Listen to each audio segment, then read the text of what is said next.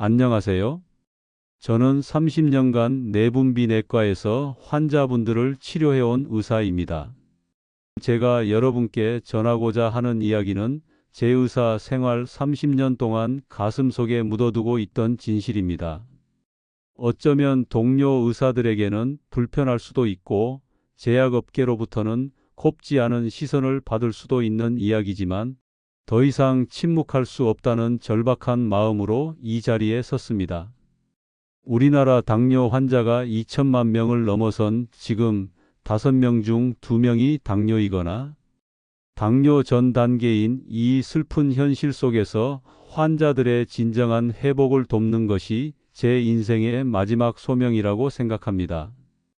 대부분의 당뇨 환자분들이 병원에서 성적표처럼 받아드는 당화혈색소 수치, 이 숫자 하나에 모든 것을 거는 경우가 많습니다.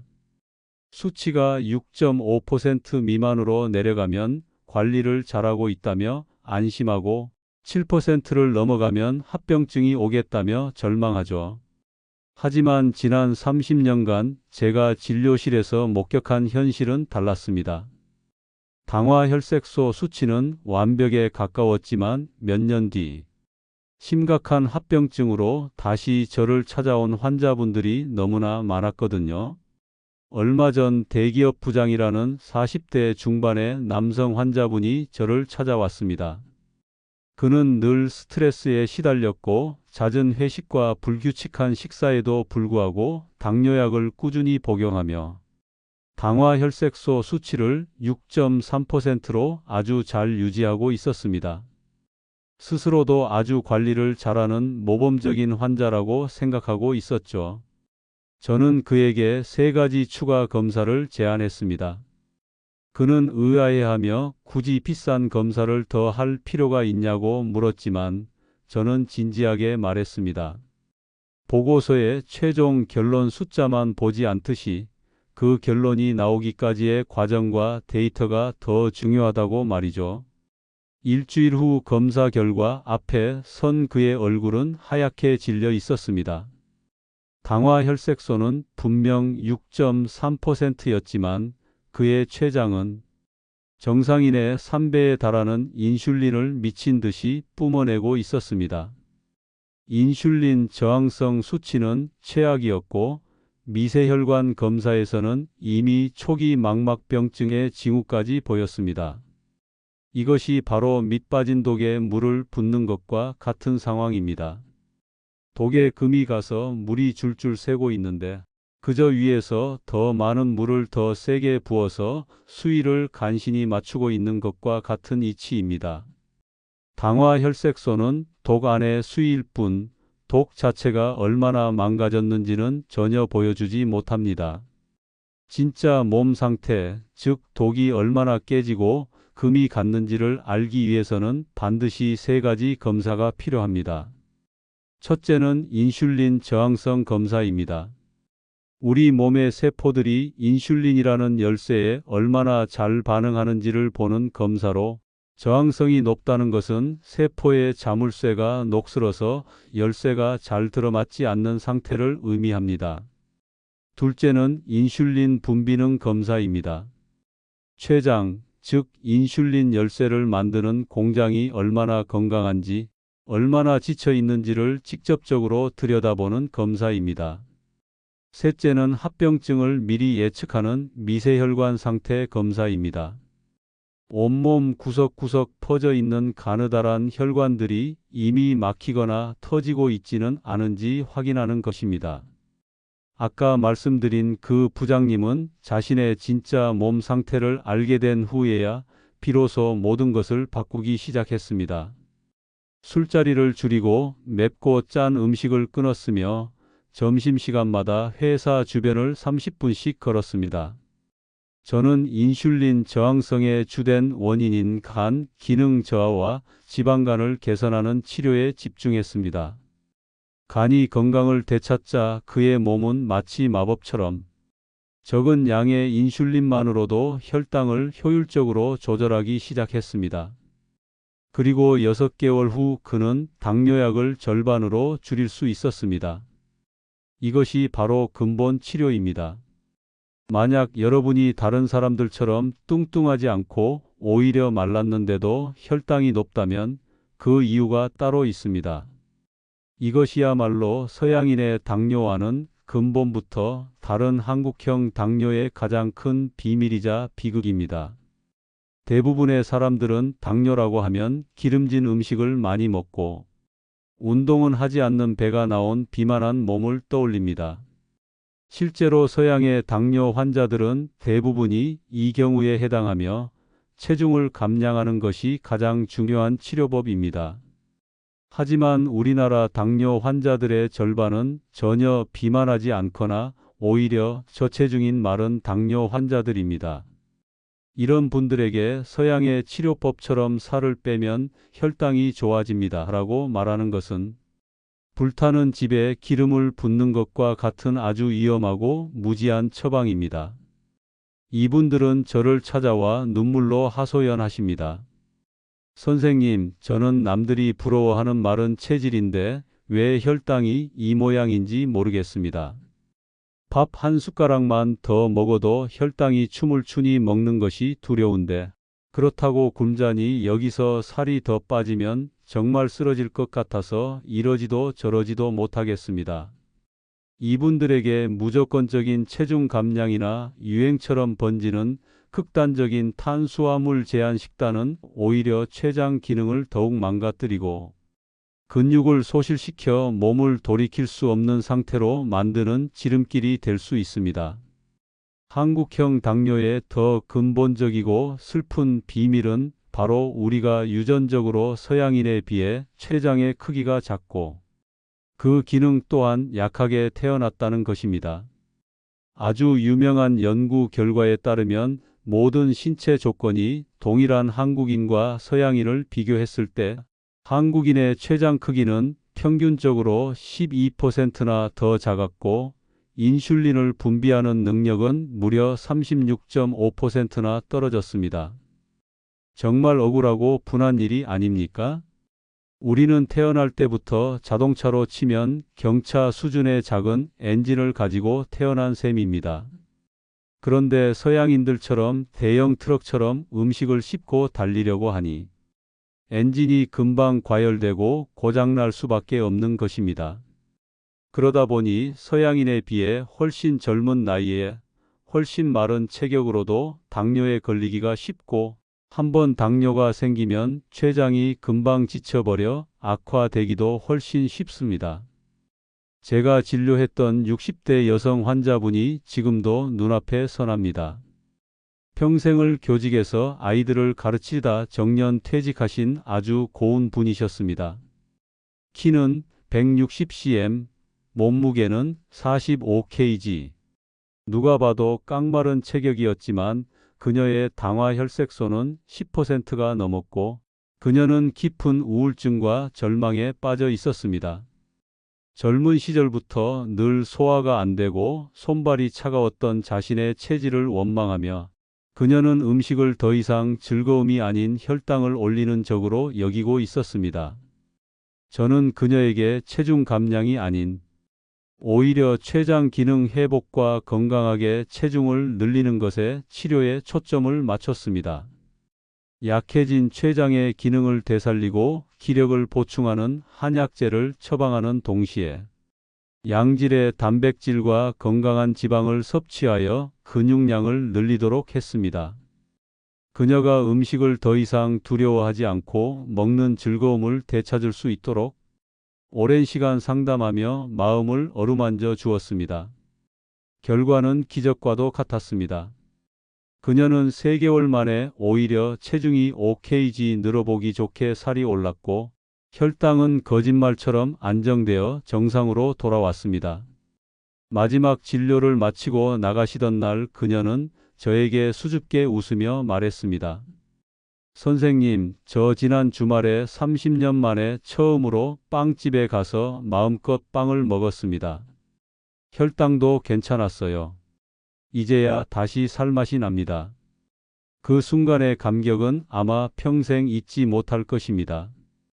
약한 췌장을 회복시키는 것, 그것이 한국형 당뇨 치료의 핵심입니다. 집에서도 쉽게 할 수 있는 방법이 있습니다. 평소에 구부정한 등을 곧게 펴는 것만으로도 췌장이 위치한 등 쪽 흉추 7, 8번 주변의 압박을 줄여 혈액순환을 돕습니다.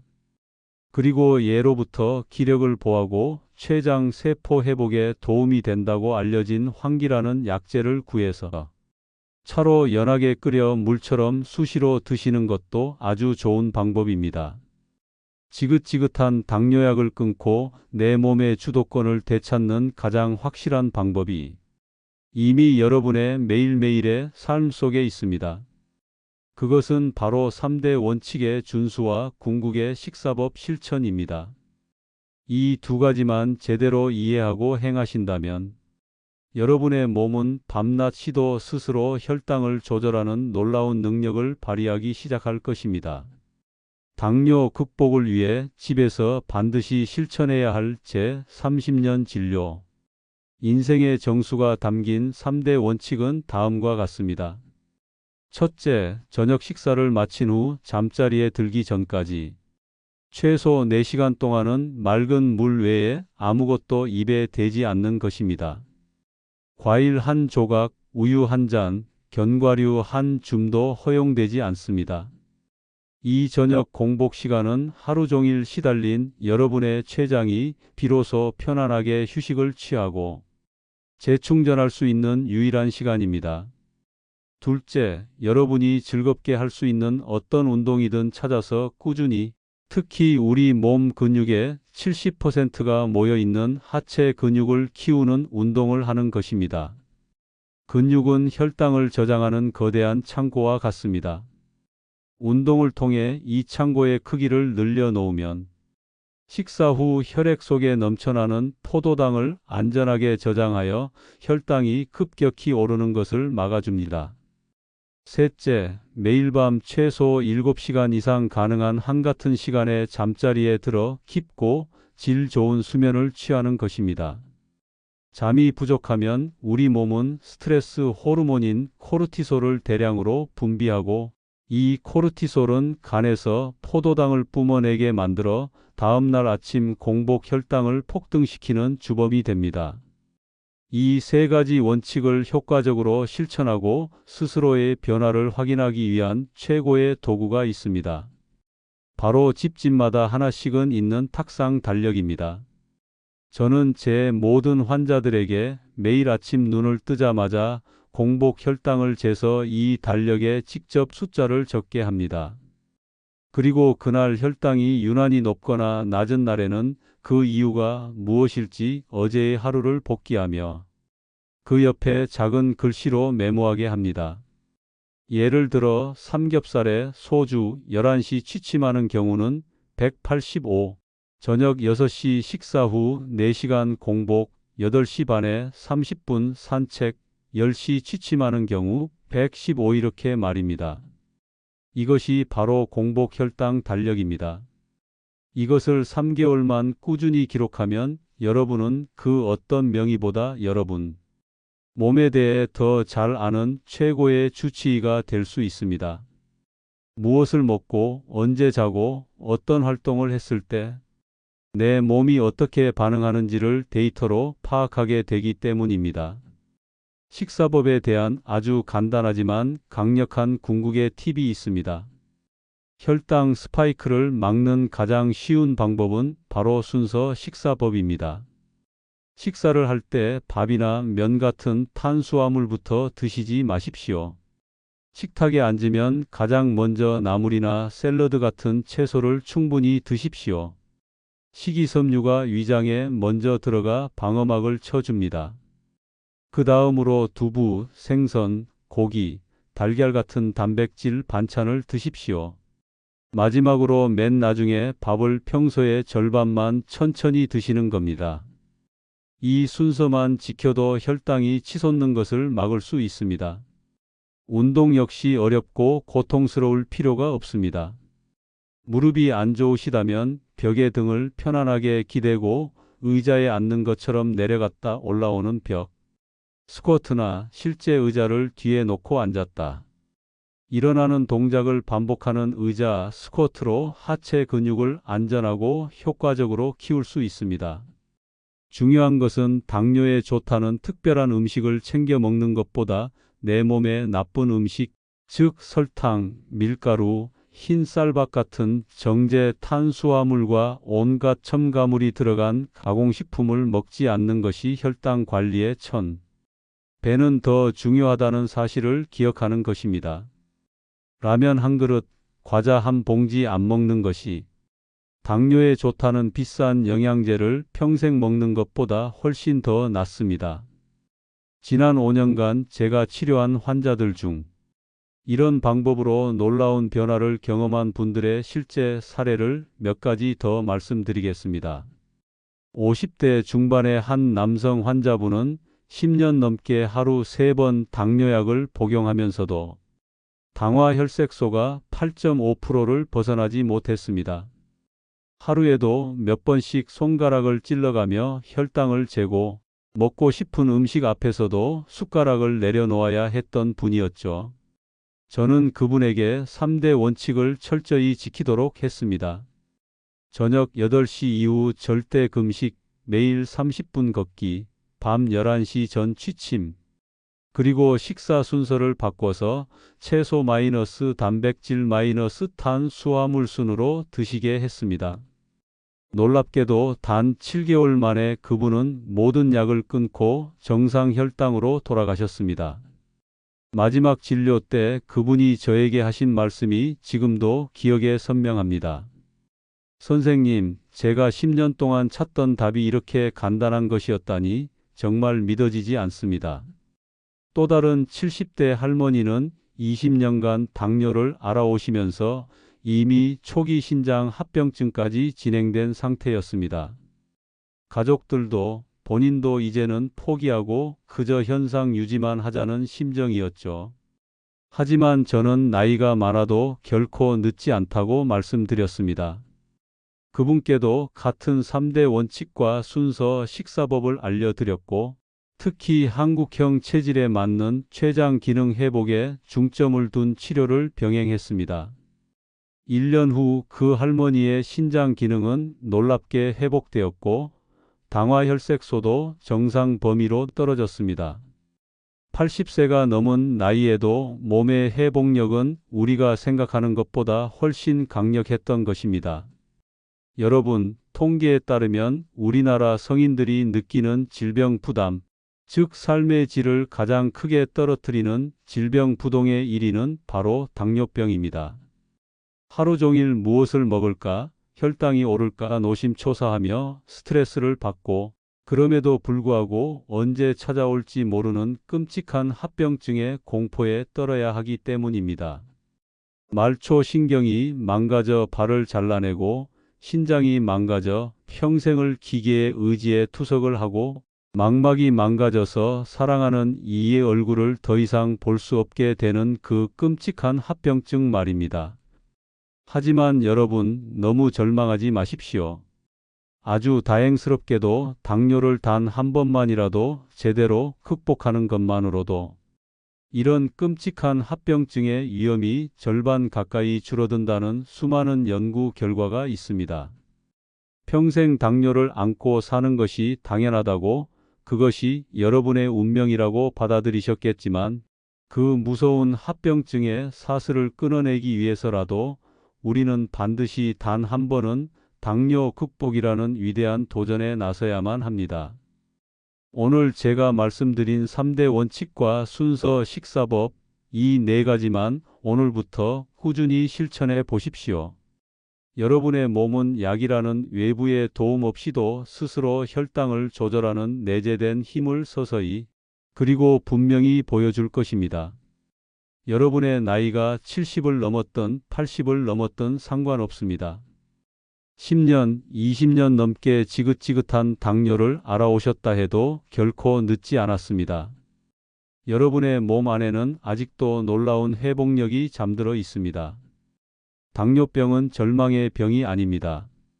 여러분의 의지와 올바른 실천으로 충분히 극복할 수 있는 질환입니다. 오늘 밤 이 방송을 들으시는 모든 분들이 다시 한번 희망을 품고 새로운 시작을 할 수 있기를 간절히 바랍니다. 여러분의 건강하고 존엄한 노년을 제 모든 것을 걸고 진심으로 응원합니다. 다음 주에도 더 좋은 건강 정보로 찾아뵙겠습니다.